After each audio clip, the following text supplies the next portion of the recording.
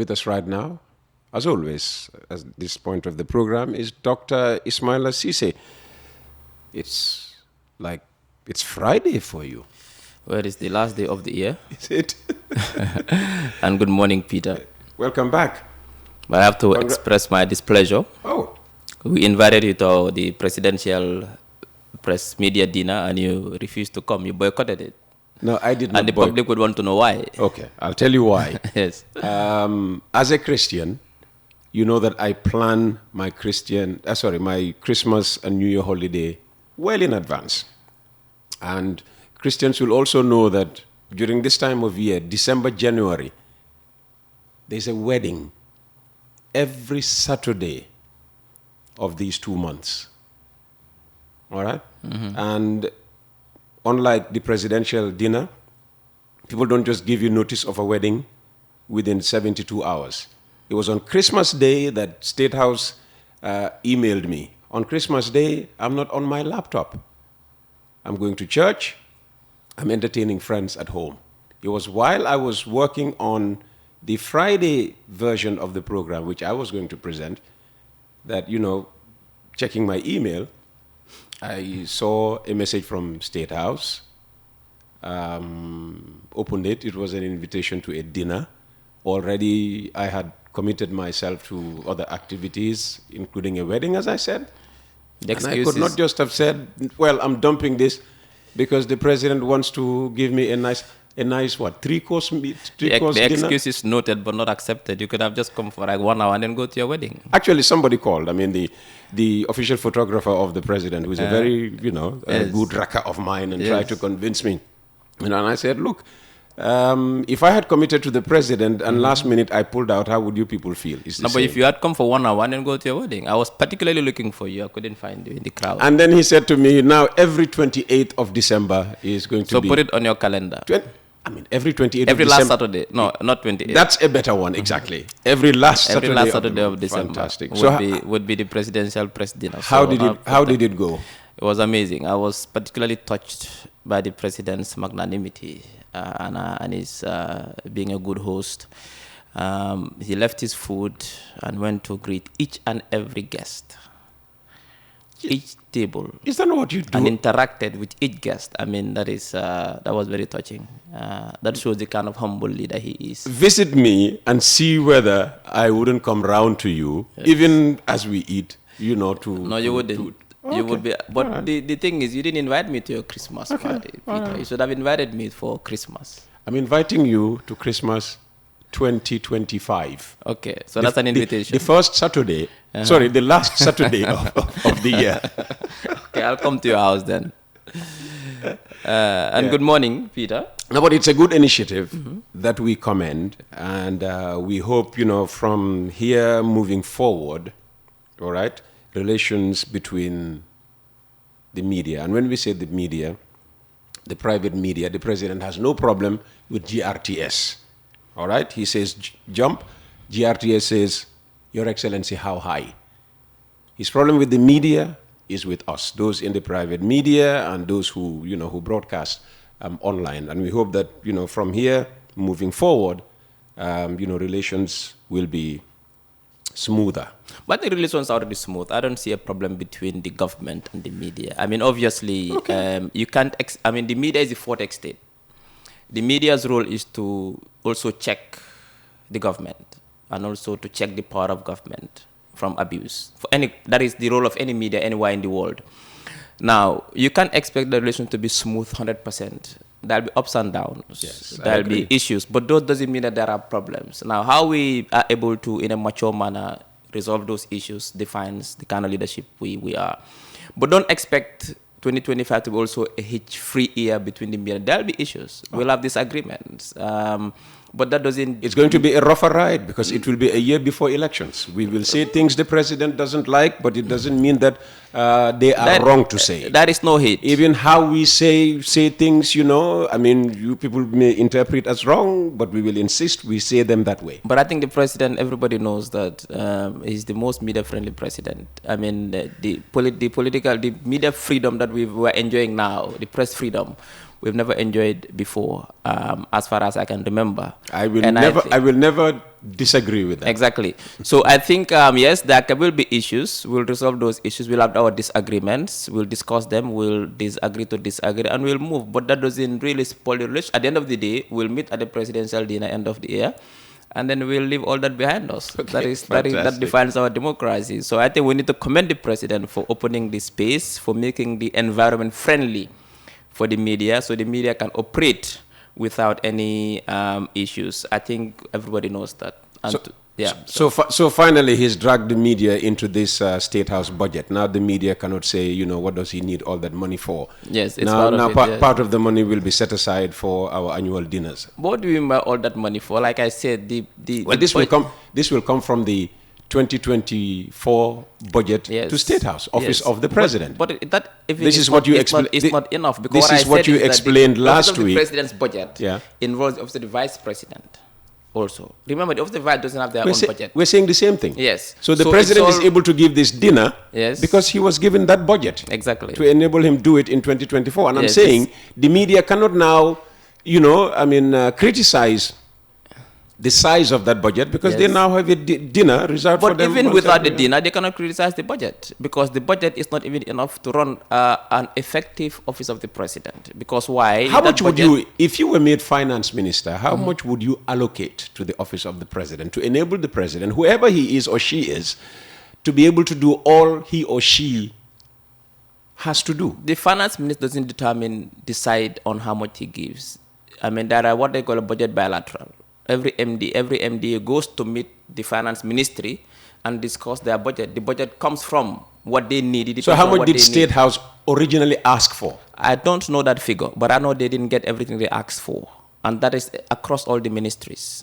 What we asked, we didn't get it as a ministry. What other ministries asked, they didn't get it. How much did you ask for 2025? I think we asked for 90-something million, if I'm not wrong. And how much did you get? We didn't even ask for it, because what we did, at the bilateral, they tell you that there's a cap. You cannot go beyond that cap, budget cap. So our cap was 58 million. Who caps?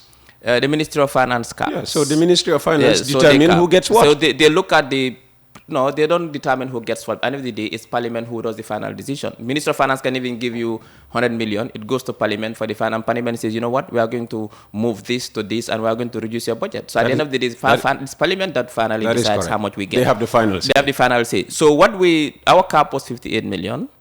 And I think we are giving almost 50-something. I think that's what we get, in fact, 50-something million. So even though it's not enough. What do you need all that money for? You come here free.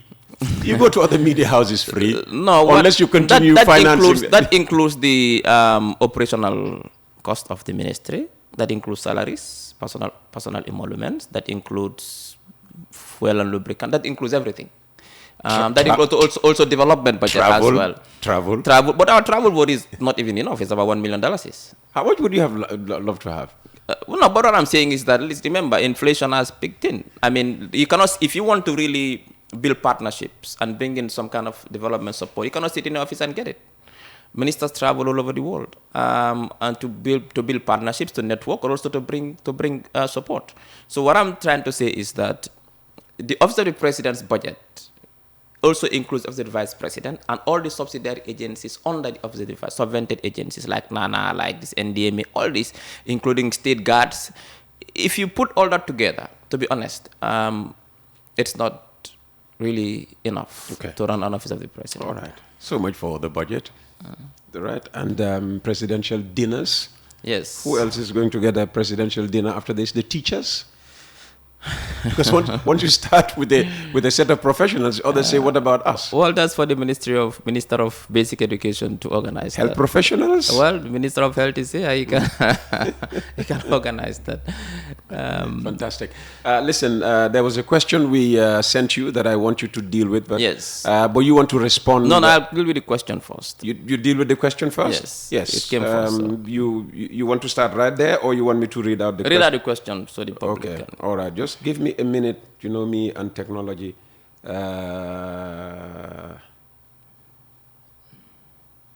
Okay. Good evening, Peter. It says, please, can you ask Dr. Ceesay how much is the biometric passport for we the people living in Europe? Because they are pushing us to pay €300, which we told them is too much. And there are some European countries that don't recommend our normal passport. For example, Belgium. And sometimes even here in Spain. And this is from Ibrahim Okoli in Almeida in Spain. Well, I immediately received this text. I called the DG of Immigration and we spoke. And he got back to me when he found out that it's pegged at 120 euros. That's the agreement they had with Africa. That is the one issuing the passport. So it's nothing more than 120 euros.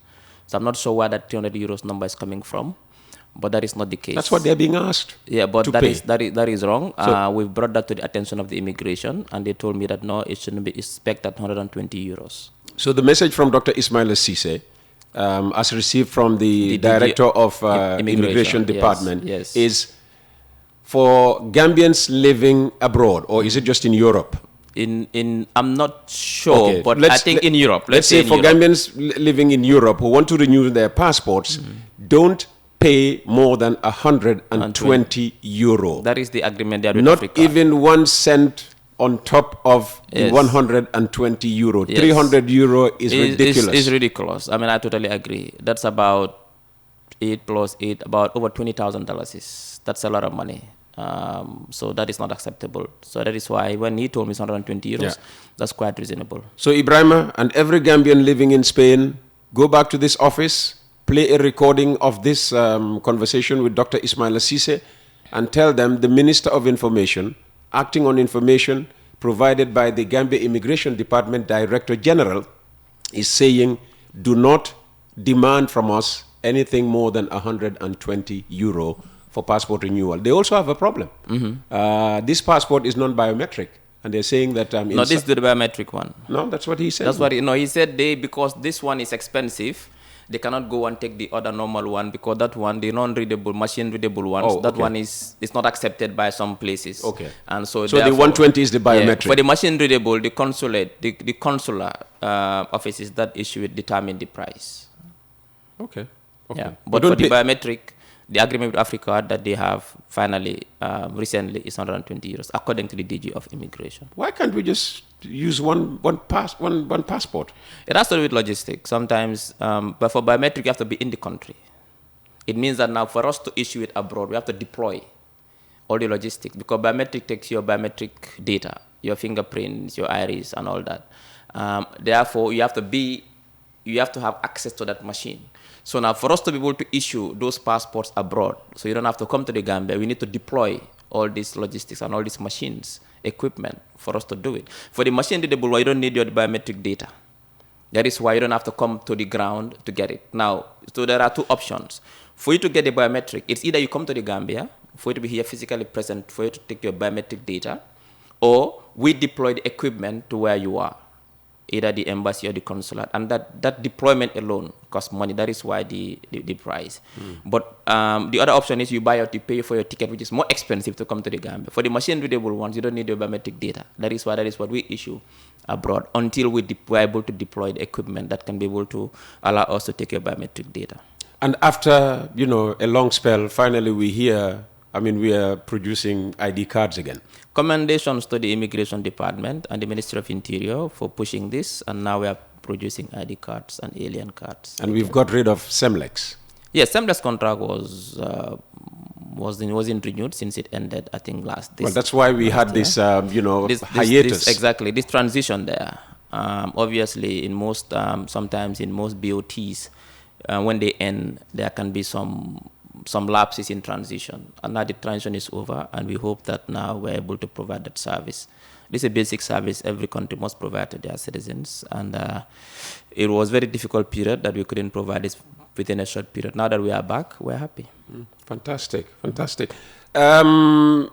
Moving on, you have issues with our program yesterday. Yes, I listened to Essa Faal yesterday, and I'm very disappointed that someone who vies to become the president of the country would misinform the public. Misinform? Of course. Most of the statements he made here yesterday were misinformation. And I think and the president knows this. Make specific references, please. I'll come there. Yeah. The president has opened the political space, and anybody can really come and contest for elections in this country. But it should be done in a manner in which you don't have to misinform the public to get. You're crediting the president with the open political space. Of course, yes. We all knew what was happening here before the president came. Now you see that even in fact, look at the number of candidates that contest for both local and presidential elections compared to Yahya Jammeh's time. In Yahya Jammeh's time, most local government elections are not opposed. People don't contest, but now you have 6, 7, 8 contestants. In the last presidential election, we had 26 contestants, unprecedented in the country. Before it was only 3 or 4 max, on 26 contestants, even though 6 were able to make it to the final crossing line. And, but that's all thanks to Adama Barrow. Of course, and his policies of opening up the political space. So we don't mind that. In fact, we want that. We want people to come and, bring ideas, alternatives. Governments need alternatives. And I think what people like Essa Faal fail to produce an alternative. Instead, they embark on misinforming the public, thinking that could take them to status. I'll start with this first allegation about the 19 million the speaker receives every 5 years, which is false. The speaker receives nothing more than 17 million every 5 years, and this is tax. This doesn't include taxes. So this includes taxes. People would say 17, 19. Yeah, what's the difference? Yeah, no, there's a huge difference. If you say he receives 19, he doesn't receive 19 million. His salaries and allowances altogether every 5 years is $17 million. Now you remove the taxes from that, it's going below $17 million. So it's not. So it makes a huge difference. If you tax the 17 million, what is remaining? I'm not sure. I mean, here tax is about more than 25%. So you look at that, obviously, it's far less than 19 million. I think as someone who wants to be president, give the right figures and we wouldn't have an issue with that. So that one, we need to make that very clear. But even he himself was paid $1.5 million every year. You multiply that by 5 years, it's almost 1.5 by 5. So that's also 7.5. Exactly. So what's the difference? And when he was being paid that money, the driver who was driving him and his security were paid $5,000. So why didn't he complain at that time? Why didn't he say that, no, I'm going to share my salary with the driver because he receives less? Yesterday, I heard him say the president is giving $500,000.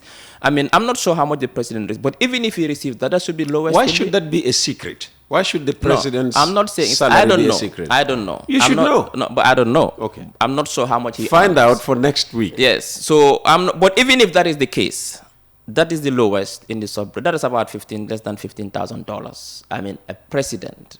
So, I mean, we need to understand one thing. The president's office cannot be belittled in any manner. The president has a huge role to play. He's the president of the Republic of the country, commander-in-chief of the armed forces. Essa Faal does not deny that. Yes. So, but I mean, saying that the president earns 500,000 and his driver earns this, I think that is you are trying to cause this affection between the president and the people who work under him, and that is not correct. But he was receiving over $7-8 million every 5 years. Why didn't he share the salary with his driver, who was also receiving less than $5,000? And also he made a statement saying that at the last General Assembly, over 80 people went. That's false. Not more than 15 people went officially. Yeah, but, we kept asking you how many people went to But I told you that not more than 15 people went. I cannot tell you the exact figure, but not more than 15 people went officially as part of the official delegation. There are those who went on their own behalf, who want to be there. They went to New York, but they are not a part of the official travel list. This was in September. Officially, yes. October, officially. November, December, 3 full months to come up with an official figure. A whole government machinery. Yeah, but what I'm trying to tell you is that the official figure is not more than 15 people who went to Unga. So is it 13? Is it 11? Is it 9? Is it 12? All these numbers are below 15. So what is the actual figure? I don't know the actual figure. I'm also struggling to get the actual figure. But From who can provide this actual? It's the Ministry of Foreign Affairs who has the official list. And what I've been okay, we will call Yabo after this. Yes. We will call Yabo. What I can tell you is that 80 is false. Again, I don't know where he got his figures from, but it's false. Now, when it comes to the presidential media people's tour, he said in 2023, 61 million was spent on the tour. I don't know where he gets his figures from, to be honest. That was 35 million. Out of this 35 million, 7.3 million was paid for the DSAs, for the security services, and 3.5 for the civilians. That's about 10 million out of the 35 million. And in fact, for the security forces, their DSA daily subsistence allowance was $600 before. It's under this government that we increased it $1,500 per night. So it's not 61 million. I don't know where I got this 61 million from. He needs to come back here and explain to us. And that is also false. And we need to also debunk that. Now, when it comes to dishonesty, and I mean, Essa himself, when he was at the TRRC, was receiving taxpayers' money and campaigning. He had an agenda to become president. And he was using the platform that was given to him by the government to do his political campaign. That is why he didn't even complete the job.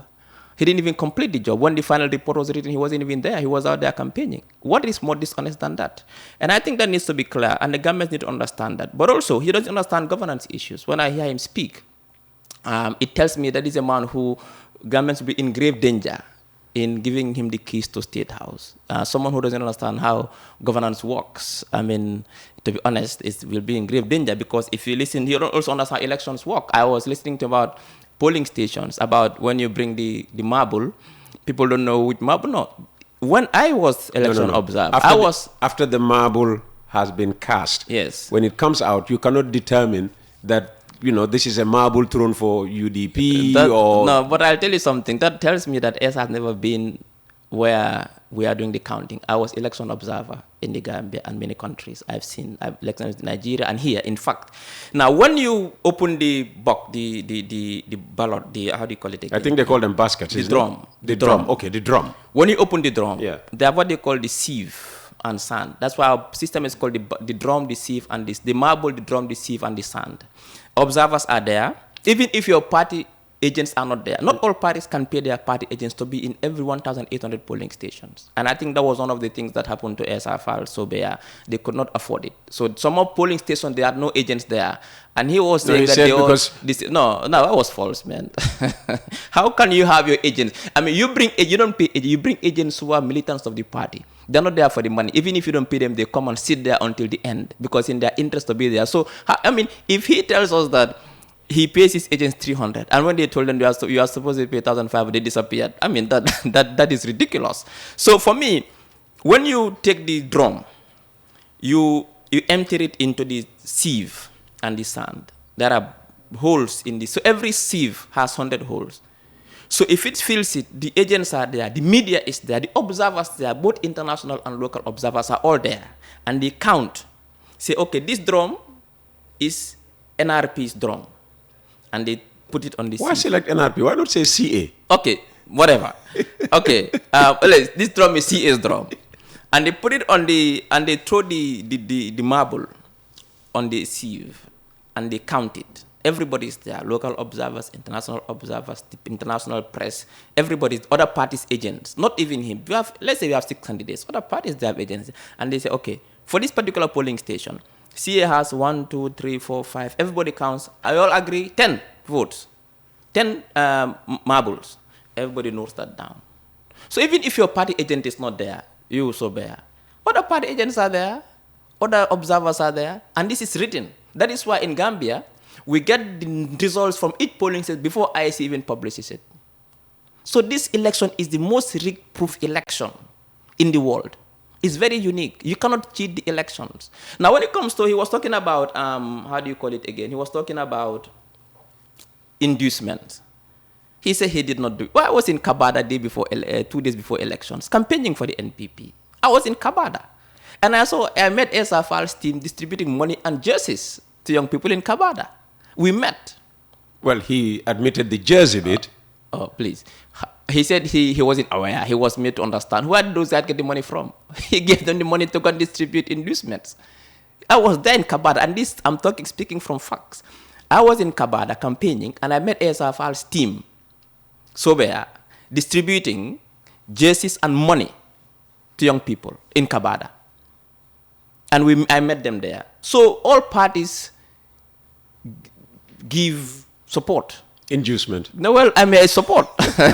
Support. So he cannot come and sit and say he wasn't aware. You think people are going to use their money to give inducement on behalf of Ceesay, and he wouldn't know? No. He engaged in it. He did it. All parties did it. And in fact, when he went to Dabo's house after to contest the election, later he withdrew, saying he had no evidence. And yesterday he was sitting here saying how the elections were rigged. This election, Gambian elections are rig-proof. You cannot cheat it. from either in the pre-elections, during elections, or post. You cannot. Because I've been observer. I've been to Nigeria to do election observations. I know how elections are run with paper balloting. But in the Gambia, the way we do it, the way we do the counting and the voting, it's not possible. But we're moving away. We're moving away from the marble to go to the paper ballot. Not yet. Are you worried? Not yet. Not yet. So you people will ensure I that think we need to maintain, we stick to the marble because it is it is unique. It works. I think that it is rig-proof. Paper balloting are full of problems. There are many void ballots, and people need to understand how it works. You cannot just implement that in the national elections. You have to do a pilot at the local level elections, and then you scale it up at some point, and you need a lot of sensitization on that. It's very complex. It's a very different way of voting. So when you introduce that, you don't just come and introduce it in national elections. So I think for now, our system works. It is rig-proof. Nobody can steal these elections. And when we do the counting, like I'm telling you, it means that everybody is there, international, local, party agents. Even if your party agent is not there, other party agents are there who can send these figures. So for that one, that also needs to be clear. Now, he also talked about the wages, about the increment. He said 30%. No, it's not 30%. It's over 75% for low-income earners. And almost salaries will be doubled in January. Those earning 4,000 today will earn almost close to 8,000 in January. That is how it worked. And you made mention of it, progressive increment, and that is the right word. That is, there were imbalances in the pay scale, where others earn more than others, and we are trying to close the gap. Close the gap. That is why we have this graph which goes up like that. So the less you earn, the higher your increment will be, and the more you earn, the lower increment, so that we can close that gap. So that also needs to be clear. And I heard him say we need to disband the NAWEC. That made me laugh. It means you don't understand what's happening in the energy sector, how it works. We cannot disband NAWEC. NAWEC now, we have done so much investments in modernizing the grid, and then also investing in green energy, and then bringing new transformers. NAWEC is on course to ensure that there will be universal access to electricity by 2025, 2026, and that all the problems will be solved. There will be no issue. And I had this, listen to his solution. You people, you emphasize the universal. It could be universal and still spasmodic. No, the complaint is about the unreliability of the supply. It cannot, it's not unreliability. You see, what I'm trying, there are disruptions. You see, when you have not invested in a particular infrastructure, now, I'm saying when you people speak about electricity, delivery service, you emphasize the universality, all right? Universal, meaning everybody will have access to electricity by such and such. But we are saying, what quality of electricity? Is it electricity that comes in, for 5 minutes, disappears, and then goes back? No. The stability is what people are complaining in most about. parts of rural Gambia, there is stability. The problem is in urban Gambia. That is generated from Senegal. That's what I'm saying. In urban Gambia, is the population growth has led to issues, because now 60% of the population live in urban Gambia, and urban Gambia's energy infrastructure was not built for that. And now, because now we are modernizing, we are doing renovations and modernizations in the grid and also in the transformers. That is leading to this on and off. But we are promising Gambians that by 2025, when this work is over, electricity cuts will be a thing of the past. That is what we are working on now. Okay. And I think he needs to understand that. Now, when it comes to the migration to Spain, I also think as someone who wants to be president, he needs to try to understand. Goodness me, you listened carefully, didn't you? Yeah, he needs to understand how that is working. I understand him say that it's about people are paying money. Look, in this MOU, the Spanish will send someone from Spain. The embassy in Dakar is involved. No, you are avoiding his point. Yes. There were companies reportedly identified by the Ministry of Trade who were to process people who wanted to go on this migration arrangement. They were supposed not to have asked for anything. That is why we withdrew. They were charging $50,000. They were not supposed to charge. So you cannot blame the government for that. We identified a few agents. Yeah, that was the point that Essa was making. That's what I'm saying. The payment was relative to these companies. He was blaming the government for that, which is unfair. You identified these people. But when we didn't tell them to collect money, that is why when we realized they collected money, we stopped them. Now we've moved that particular job to the Labor Department to do it. Say something has been done about the problem, but it is not an accusation that is false. Yeah, but what I'm saying is that you cannot blame the government. Government wasn't receiving money from people. It was those agents who were identified who went rogue, and that is why when government realized that, we withdrew that agreement from them, and then we moved to the Department of Labor. That should be very clear. And I also heard him say something very important, very interesting, and it made me laugh that some parties are selling positions, and you asked him, you quizzed him which political party. He didn't want to go into, he didn't want to mention which political party, that you pay money and they give you a position. Well, and he made a veiled reference. You have to be, he said you have to first of all be in that position to offer jobs. That is why he doesn't understand governance. If you understand the recruitment process in government, that cannot happen. It's a very, and now we've gone electronic. It's a very complex recruitment process now. That is not possible. Who does that? They give you a job, then you pay. I mean, I have never heard of that in my entire life. That's a false accusation. There is serious misinformation from someone who wants to become president. He cannot engage in such accusations. I mean, let him bring us an alternative. Let Essa come with solutions to what is existing. He doesn't have it, and that is the problem. That is why he's making such false accusations. And I think I'm very disappointed. I thought he was someone who, when he comes to the political space, he brings solutions. He brings alternate. He tells us that this is how I want the energy sector to run. This is how I want to do with agriculture. Oh, he said education. That. He said that. I mean, all of them wouldn't make sense, especially the energy sector. Well, saying that we need, I listened to him very carefully. Now, when it comes to voter turnout, he said that there is no country in the world that has over 90% voter turnout. I can name you a few. Equatorial Guinea had 98% voter turnout. I can't stop laughing. Equatorial Guinea, 98%. I'm coming, just wait. Rwanda had 98% voter turnout. Turkmenistan, 97%. Singapore, 93%. Togo, 92%. Angola, 90%. Uruguay, 90%. And Gambia was 89%. In fact, we are not even 90%, we are 89%. That is so, again, he said he has never seen any country in the world that had 90%, over 90% voter turnout. In fact, I have named you almost over 6 countries that had over 90% voter turnout, and we had in 2021 only 89%, not even 90%. So that again is false information. And I think for me, Gambians will be in grave danger if they would give the keys to State House to a man who misinforms the public to get to State House, or who attempts to misinform the public to get to State House, or who doesn't understand governance issues. I think Essa should have another try. And perhaps if he comes up with solutions, alternative solutions, we could go for we could debate these things, and we'll see between the NPP government of President Adama Barrow and his solutions, which ones the Gambians will buy. And now, like I said, Gambians are wide awake now. Gambians cannot be fooled anymore. They know what is happening. What this government has done in a very short period of time. In fact, what the president has done within the last 5 years since he got re-elected will lead him to be re-elected again, like with huge votes than before the 2021. Because the first 5 years was a very messy transition for him. He didn't, nothing much was achieved. But there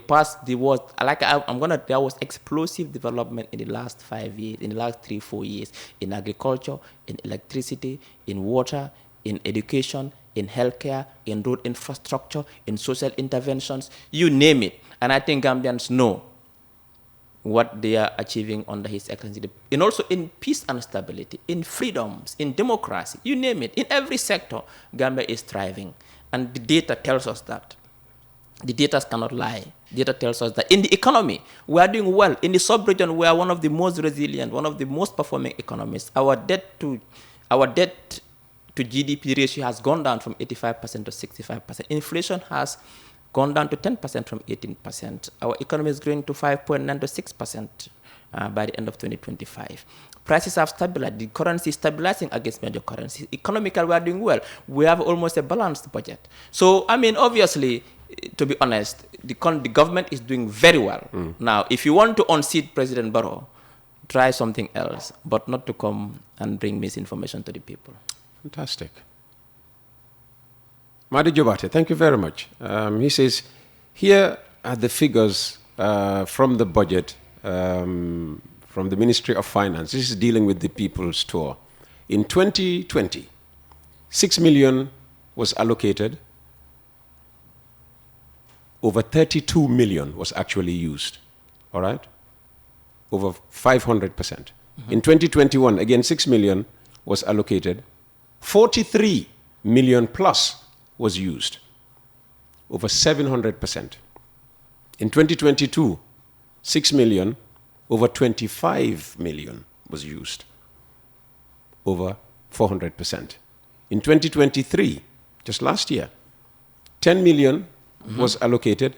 Over 61 million was used. Yes. Over 600%. But that's not the media people store. Well, I'll give you the breakdown. That's what's in your budget. I'll give you the breakdown. Here. You see, there were 3 tours. There was industrial tour, which was 23 million. No, I mean cumulatively. I'm talking about the media people store, 2023. It's not 61 million. There was the industrial tour, there was the president's leave holiday, and there was the tour itself, which was not more than 35 million in 2024. And that is a fact. So the 61 million has to do with all these tours, 3 tours put together.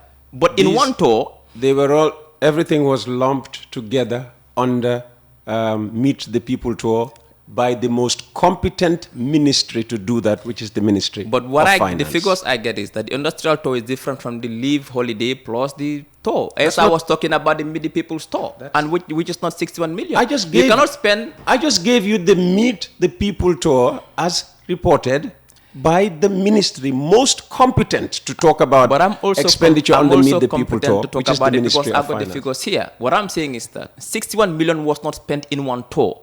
That is the bone of contention here. We are not saying that 61 was in use across all tours, but in one tour, 61 million was in use. In the Meet the People tour, it wasn't 61 million. It was less than that. If you tell me that with the industrial tour, with the leave tour, with the all put together, yes, but in one tour, 61 was in use. The manner in which the Constitution now mandates the president to go on a leave tour. The Constitution mandates it to go on at least one tour, at least 2 tours in the year. He can choose to go on 2 or 3 tours. There was industrial tour, which had its own budget. There was the leave tour, which had to be also funded by the state. The president was going on leave. He has to go with a delegation. But also we have the Meet the People tour. So all put together, it's not 61 million. That is what I'm saying is false. One tour wasn't spent 61 million. That's how Essa put it, like one tour, we spent 61 million, which is false. All right. Dr. Ceesay, thank you very much for coming. There's your cabinet colleague, Dr. Demba Sabali. Today, I'm just talking to doctors. Dr. Ceesay, Dr. Demba Sabali, still to come. And we had a very fascinating conversation, last week, which I'll be sharing very shortly. But first, here's a report we were meant to run yesterday, but we ran out of time. And it's the UDP's... sorry? Peter, if you allow me, I have a correction. With regards to Essa Faal's salary, yes, I've just got something in. He received $1.2 million. Over 5 years? Every year. 1.2? Not 1.5? No, $1.2 million. Whoever sent you that correction just saved you.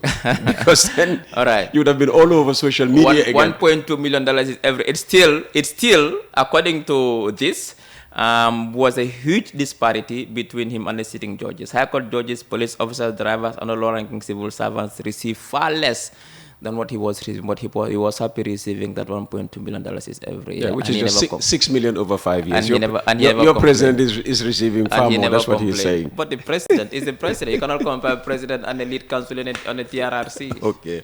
All right.